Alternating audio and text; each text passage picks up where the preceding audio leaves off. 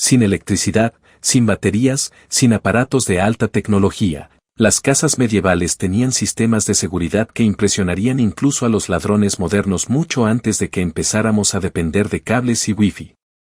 Las comunidades encontraron formas ingeniosas de proteger sus hogares que funcionaron tan bien que algunos de sus métodos todavía se utilizan hoy en día. Olvídate de todo lo que crees saber sobre la seguridad del hogar medieval, es mucho más inteligente de lo que esperarías. ¿Conoces esa sensación cuando no puedes encontrar tu teléfono y entra el pánico? Bueno, la gente medieval tenía preocupaciones un poco más grandes, como sobrevivir otro día sin ser víctima de la plaga, ser asaltado por bandidos o ser acusado de voltear la vaca de su vecino al revés mediante brujería. Sí, en serio, hay registros judiciales reales de ese último. Vivir en la época medieval básicamente jugaba a la vida en la configuración de dificultad extrema, pero tus probabilidades de supervivencia dependían en gran medida de si nacías con una cuchara de plata o un cucharón de madera en la boca. Los ricos podían esperar vivir hasta los 40 o 50 años, lo que puede sonar terrible para los estándares actuales, pero créeme, fue todo un logro en ese entonces. Disfrutaban de acceso a espacios habitables protegidos. A lo que fuera que pasara por medicina, aunque hubieras estado mejor evitando a esos médicos que pensaban que sangrarte con sanguijuelas era la respuesta a todo y comida que no estuviera ya medio comida por ratas hablando de estadísticas que te harán apreciar la vida moderna. Los ricos tenían alrededor de un 60% de posibilidades de llegar a los 40 años, mientras que los campesinos tenían suerte de llegar a los 30, lidiando con todo, desde trabajos agotadores hasta compartir su espacio vital con el ganado. Mi profesor de historia bromeó una vez diciendo que los campesinos medievales tenían el primer sistema de vivienda de concepto abierto del mundo porque literalmente había una sola habitación para todo y para todos. Pero aquí es donde se pone interesante, las amenazas no siempre eran las que esperarías. Mientras que a Hollywood le encanta mostrar ejércitos atacando constantemente pueblos mirándote en todas las películas medievales jamás hechas, los verdaderos asesinos eran mucho más mundanos. Los brotes de enfermedades podían acabar con barrios enteros más rápido de lo que podías decir saca a tus muertos y sí, la gente realmente dijo que los asaltantes ciertamente representaban una amenaza para las áreas desprotegidas, pero era más probable que murieras por un accidente laboral, como caerte de la catedral que estabas construyendo o enredarte en un molino de viento. Aquí hay un hecho que te sorprenderá. Según los registros judiciales medievales, más personas murieron en peleas de taberna que en robos en la carretera. Aparentemente, discutir por la última jarra de cerveza era un asunto serio. Un caso particularmente famoso de 1345 involucró a un hombre que murió después de ser golpeado con un pastel de carne durante una discusión en un pub. Sí, un pastel de carne. La comida medieval aparentemente fue hecha para durar y servir como armas improvisadas. Los ricos tampoco eran inmunes al peligro, aunque sus amenazas a menudo eran más políticas que físicas, mientras que los campesinos se preocupaban por los lobos que robaban sus ovejas. Los nobles tenían que tener cuidado con las familias rivales que conspiraban para robar todas sus propiedades. Al menos podían permitirse guardias, a diferencia del pobre hombre que tenía que confiar en su fiel perro y un sistema de campanas que hacían que su casa sonara como una celebración navideña durante todo el año. Pero quizás el aspecto más fascinante de la seguridad medieval fue cómo creó un sistema social complejo donde su supervivencia a menudo dependía de su comunidad tanto como de su riqueza. Los pobres podrían no haber tenido muros fuertes o guardias armados, pero desarrollaron formas ingeniosas de protegerse a sí mismos y a sus vecinos, lo que nos lleva a una de las características de seguridad medievales más impresionantes de la ciudad. Muros. Estas enormes barreras de piedra no eran solo para aparentar, eran la diferencia entre dormir profundamente y mantener un ojo abierto toda la noche cuando se trata de sistemas de seguridad medievales. Las murallas de la ciudad eran la comunidad cerrada original, excepto que en lugar de mantener a los vendedores puerta a puerta, detenían ejércitos enteros. Estas enormes barreras de piedra representaban la diferencia entre un sueño tranquilo y una paranoia constante, y requerían dedicación para construir eso que haría que los proyectos de construcción modernos se sonrojaran de vergüenza. Tomemos como ejemplo las murallas de York, Inglaterra, 200 años para completarlas. Así es, las personas que comenzaron a construir esas murallas nunca las vieron terminadas. Los bisnietos de sus tataranietos fueron los que finalmente pudieron decir, mira, finalmente logramos mantenernos al día con los Jones. Los contratistas modernos que se quejan de problemas en la cadena de suministro podrían querer tener ese cronograma en mente la próxima vez que vayan con algunas semanas de retraso. Lo fascinante de las murallas medievales no era solo su tamaño, aunque con hasta 40 pies de alto y 10 pies de grosor, eran lo suficientemente impresionantes como para hacer silbar en agradecimiento a cualquier experto en seguridad moderno.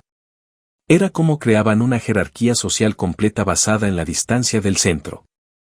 Los valores de las propiedades en las ciudades medievales funcionaban exactamente de manera opuesta a los modernos. La expansión suburbana, cuanto más te alejabas, peor se ponían las cosas. Los ricos reclamaban las propiedades inmobiliarias de primera cerca del centro de la ciudad, lo más lejos posible de las murallas. No se trataba solo de presumir de su riqueza, aunque los nobles medievales nunca perdían la oportunidad de hacerlo. Era un pensamiento práctico en su máxima expresión. Si los enemigos traspasaban las murallas, los ricos tendrían mucho tiempo para terminar su vino, empacar sus joyas y escapar tranquilamente, mientras que los pobres cerca de las murallas lidiaban con el caos inmediato. La evidencia arqueológica muestra cuán en serio se tomaban las ciudades medievales el mantenimiento de sus murallas. Las cuentas de York de 141.949 muestran que gastaron el equivalente a 300.000 en dinero actual solo en reparaciones básicas. Es como pagar una pequeña mansión, excepto que en lugar de obtener una casa bonita, solo te aseguras de que tu muro existente no se caiga. No es de extrañar que tuvieran que cobrar a la gente miraje un impuesto especial solo por el mantenimiento de las murallas. Sí, las ciudades medievales básicamente tenían cuotas de Hoa y eran tan populares entonces como lo son ahora, pero las murallas no solo se trataban de mantener a los enemigos fuera, convertían a las ciudades en controladores de su propio destino. Las puertas podrían ser cerrado para mantener alejadas las enfermedades durante los brotes de peste, aunque la teoría medieval de los gérmenes dejaba algo que desear, regular el comercio, como pagar un peaje cada vez que llevabas tus ovejas al mercado e incluso hacer cumplir los toques de queda. Muchas ciudades tenían reglas estrictas sobre los horarios de cierre de las puertas, lo que hacía que más de unas pocas almas desafortunadas tuvieran que pasar la noche afuera porque perdían la noción del tiempo en la taberna local. La parte verdaderamente intrigante era cómo estas murallas influyen en la vida diaria. Cada ciudad tenía su propia cultura de murallas, reglas específicas, tradiciones y supersticiones. Algunos creían que caminar por todo el circuito de las murallas traería buena suerte, mientras que otros tenían festivales que celebraban los aniversarios de la construcción de las murallas en Chester. Todavía es técnicamente legal disparar a un galés con un arco y una flecha.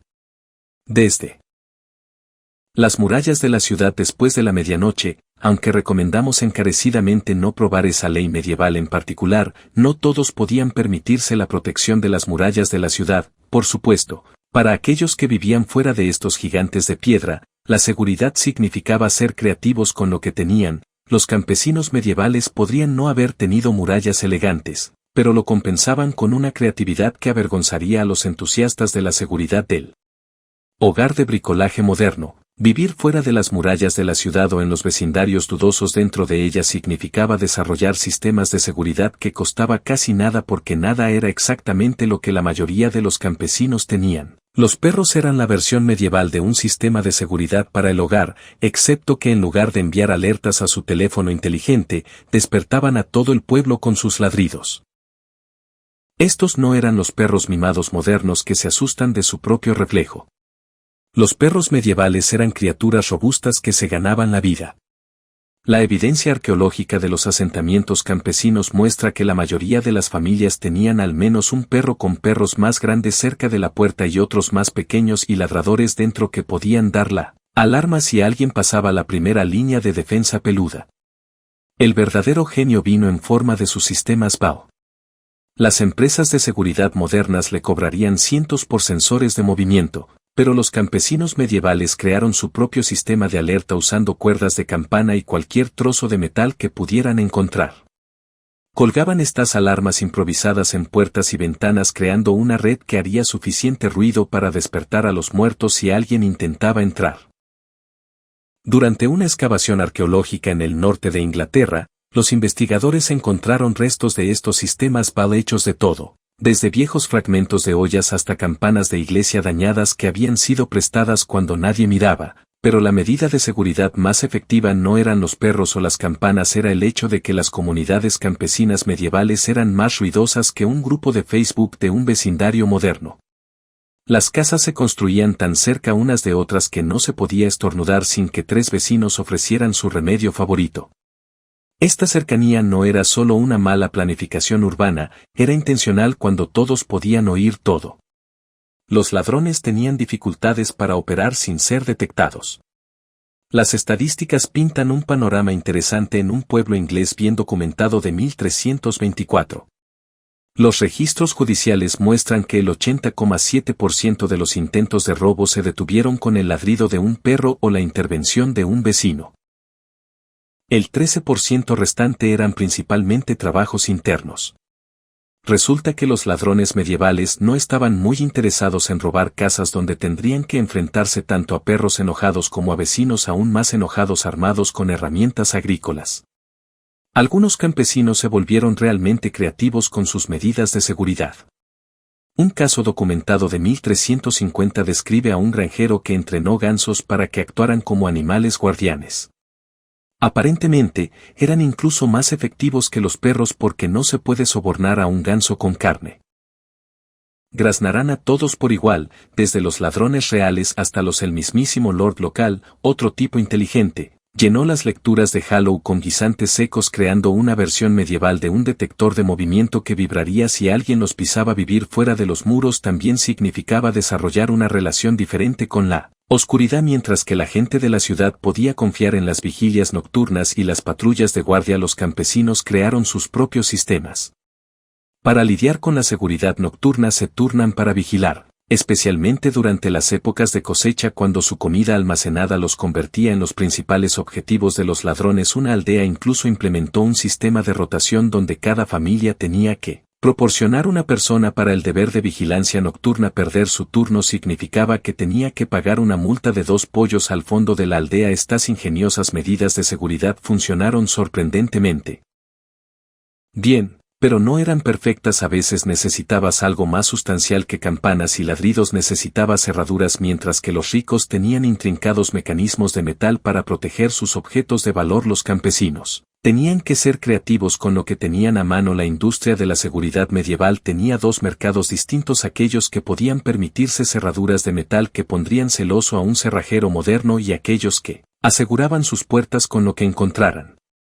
En el granero esa mañana los hallazgos arqueológicos han sorprendido a los expertos con cuán sofisticadas eran algunas cerraduras medievales y cómo creativos los simples consiguieron. Descubrimientos recientes en York revelaron una casa de comerciante de 1375 con un mecanismo de cerradura tan complejo que usaba 3 llaves diferentes que funcionaban en secuencia. Aparentemente los cerrajeros medievales no entendieron la importancia de mantener las cosas simples. Estas cerraduras no eran solo funcionales, eran símbolos de estatus. Tener una cerradura elegante en la puerta era como conducir un Ferrari hoy. Claro que cumplía su función, pero sobre todo querías que todos supieran que podías permitírtelo. Los ricos no se andaban con rodeos cuando se trataba de proteger sus objetos de valor. Un noble particularmente paranoico tenía un cofre con 14 mecanismos de cierre diferentes. Los arqueólogos lo encontraron con un todavía cerrado. Parece que olvidó escribir la combinación. Los gremios de cerrajeros medievales eran tan reservados sobre sus técnicas que hacían que las empresas de tecnología modernas parecieran entusiastas del código abierto. Entrar al gremio a menudo requería hacer una cerradura de obra maestra, que solo se podía abrir resolviendo un rompecabezas mecánico. Básicamente eran los diseñadores de salas de escape de su tiempo. Pero hablemos de cómo vivía el otro 99%. Los campesinos no podían permitirse cerraduras de metal, pero se les ocurrieron soluciones que funcionaron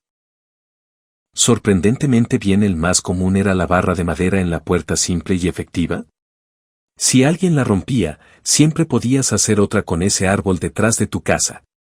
Algunas personas inteligentes desarrollaron cerraduras corredizas de madera con pasadores internos hechos de madera dura, creando una versión pobre de un pasador. Los registros judiciales de cerraduras de tambor de 1342 mencionan a un granjero que manipuló su puerta con una serie de cuerdas anudadas que debían desatarse en el orden correcto para entrar. Funcionó muy bien hasta que llegó el invierno y las cuerdas se mojaron, luego pasó 2 horas tratando de entrar en su propia casa.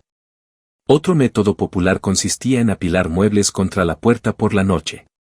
Un caso judicial describe a un ladrón que entró por una ventana pero no pudo salir porque el dueño de la casa había bloqueado la puerta con todos los muebles que poseían, incluida la silla favorita de su abuela.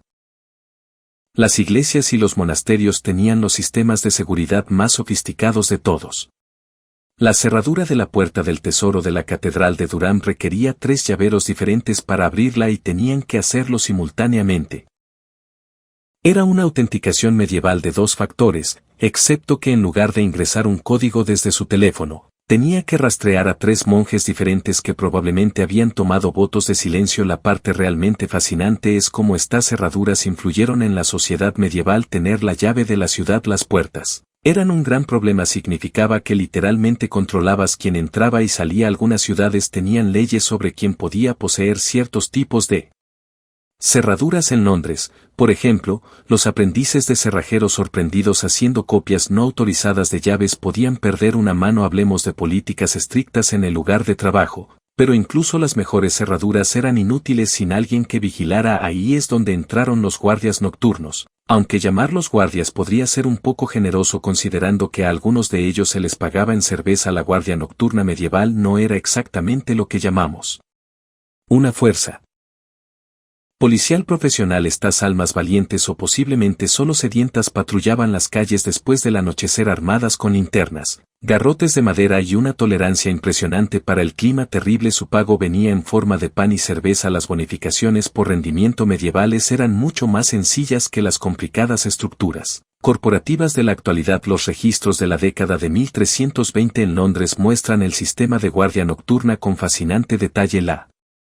ciudad estaba dividida en 24 barrios, cada uno requerido para proporcionar una cierta cantidad de vigilantes en función de su tamaño y riqueza. Los barrios ricos tenían que proporcionar más vigilantes, lo cual probablemente parecía injusto hasta que te dabas cuenta de que eran ellos los que tenían cosas que valían la pena robar.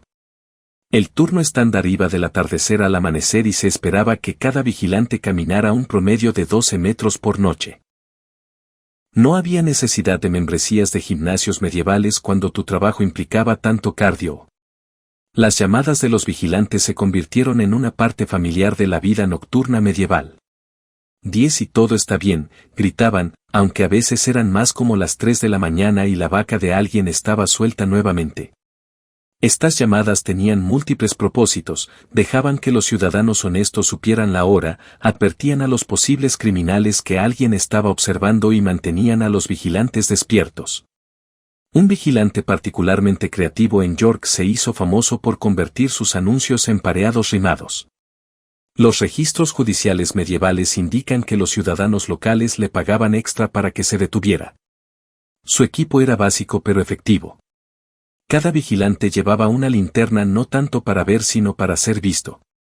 La idea era anunciar su presencia en lugar de atrapar criminales en el acto. También llevaban palos de madera, aunque los registros históricos sugieren que estos se usaban con más frecuencia para despertar a los compañeros vigilantes que se quedaban dormidos que para luchar contra los criminales. Algunas ciudades equiparon su reloj con especiales sonajeros o campanas para dar la alarma, creando lo que debe haber sido la versión medieval de una sirena de policía, solo que con más calambres en los brazos y menos electricidad. La guardia no solo buscaba criminales, eran navajas del ejército de la Suiza medieval del servicio público, vigilaban los incendios, una gran amenaza cuando la mayoría de los edificios estaban hechos de madera, dispersaban las peleas de taberna, a veces uniéndose a ellas, ayudaban a los borrachos perdidos a encontrar el camino a casa mientras envidiaban su acceso a la cerveza e incluso actuaban como parteras improvisadas en emergencias. Un relato de 1389 describe a un vigilante que ayudó a nacer a un bebé, apagó un pequeño incendio y atrapó a un ladrón de gallinas, todo en la misma noche, ganándose una ración extra de cerveza y un día libre para recuperarse de lo que debe haber sido un turno muy extraño, Pero quizás el aspecto más interesante de la guardia nocturna era su mantenimiento de registros cada mañana. El vigilante principal tenía que informar a las autoridades locales sobre el evento de la noche. Estos informes proporcionan algunas de nuestras mejores ideas sobre la vida nocturna medieval. A partir de ellos, sabemos que los delitos más comunes no eran atracos dramáticos o asesinatos, sino más bien pequeños robos y personas que intentaban colarse en ciudad después del toque de queda sin pagar el impuesto de entrada. Hablando de crímenes y castigos, la justicia medieval tenía su propia forma especial de tratar con los alborotadores, mientras que los vigilantes podían detener a los sospechosos. El verdadero entretenimiento comenzaba cuando el caso llegaba a los tribunales. Los ladrones medievales no solían ir tras tu PlayStation o teléfono inteligente. Su lista de compras era